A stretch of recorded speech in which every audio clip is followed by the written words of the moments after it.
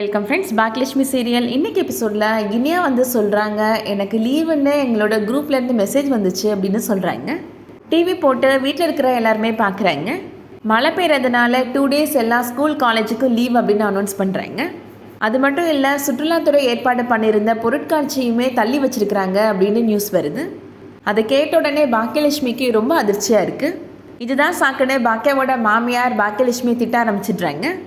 நாங்கள் தான் இந்த கேன்டீன் கான்ட்ராக்ட்லாம் வேணான்னு சொன்னோம்ல, இப்போ 1,60,000 போச்சா அப்படின்னு சொல்லி திட்டுறாங்க. கோபியும் அவரோட பங்குக்கு பாக்கியாவை திட்ட ஆரம்பிக்கிறாரு. இந்த கேன்டீன் கான்ட்ராக்ட்லாம் கோடிக்கணக்காக லட்சக்கணக்கெலாம் பணம் வச்சுருக்கவங்க தான் எடுப்பாங்க அப்படின்னு சொல்கிறாரு. நாங்கள் தான் வேணான்னு எவ்வளவோ சொன்னோம்ல, ஒன்று சுய புத்தி வேணும், இல்லை சொல் புத்தியாவது வேணும் அப்படின்னு சொல்கிறாரு. இந்த மழைலாம் நிற்கிற மாதிரிலாம் தெரியலை, இன்னும் 3 மாதத்துக்கு மழை பெய்ய தான் செய்யும் அப்படின்னு சொல்கிறாரு. பாக்கியா மாமியார் சொல்கிறாங்க, உன்னோட பணத்தை தான் தொலைச்சிட்டு இருந்த, இப்போ இவனோட சம்பள பணத்தையும் சேர்த்து தொலைக்க ஆரம்பிச்சிட்டல அப்படின்னு சொல்கிறாங்க.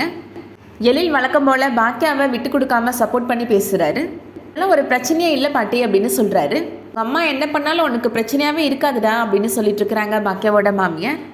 இந்த மசாலா பொடி பிஸ்னஸையும் தொலைச்ச, இப்போ எல்லா இடத்துலையும் கால் வைக்கணும்னு நினச்சா இப்படி தான் அப்படின்னு சொல்கிறாங்க. யார் பேச்சையும் கேட்காம ஆட்டம் போட்டல, உனக்கு இதெல்லாம் தேவைதான் பாக்கியா அப்படின்னு திட்டுறாங்க. பாக்கியா ரொம்ப மனசுடைஞ்சு போயிடுறாங்க. யாருக்குமே பதில் சொல்லாமல் அமைதியாக உள்ளே போயிடுறாங்க. எழில் இப்போது ரொம்ப ஆறுதலாக பேசுகிறாரு. நீ கவலைப்படாதம்மா, மற்ற வீடாக இருந்தால் இந்த நேரத்தில் எல்லாரும் சப்போர்ட்டிவாக தான் இருப்பாங்க, ஆனால் நம்ம வீட்டில் எல்லாரும் ஒன்று திட்டதாம்மா செய்கிறாங்க அப்படின்னு சொல்கிறாரு. பொருட்காட்சியில் கொண்டு போய் மசாலா ஜாமான்லாம் இறக்கியிருப்பாங்க, அதெல்லாம் எந்த நிலைமையில் இருக்குன்னு நான் போய் பார்த்துட்டு வந்துடுறேன் அப்படின்னு சொல்கிறாங்க பாக்கியா. நீ எதுக்குமா அலையிற, நான் போய் பார்த்துட்டு வந்துடுறேன் அப்படின்னு எழில் சொல்கிறாரு. அமிர்தாவுமே நானும் கூட வரேன்னு சொல்லிட்டு போகிறாங்க. செல்வியுமே இப்போது அண்ணாச்சி கடையில் போய் அந்த மளிகை பொருட்கள்லாம் பணம் கொஞ்சம் நாளைக்கு அப்புறம் தரோன்னு சொல்லிட்டு வரேங்க்கா அப்படின்னு சொல்லிட்டு போகிறாங்க.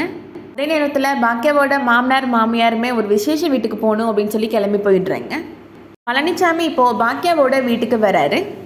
செல்லியன் ஹாலில் உட்காந்து ஒர்க் பண்ணிட்டுருக்கிறாரு. என்ன தம்பி, நீங்கள் ஏதாவது டயட்டில் இருக்கிறீங்களா, ரொம்ப டல்லாக இருக்கிறீங்களே அப்படின்னு கேட்குறாரு. பாக்கியா பழனிசாமியை பார்த்ததும், நீங்கள் வருவீங்கன்னு நான் எதிர்பார்க்கவே இல்லை சார் அப்படின்னு சொல்லிட்டு இருக்கிறாங்க.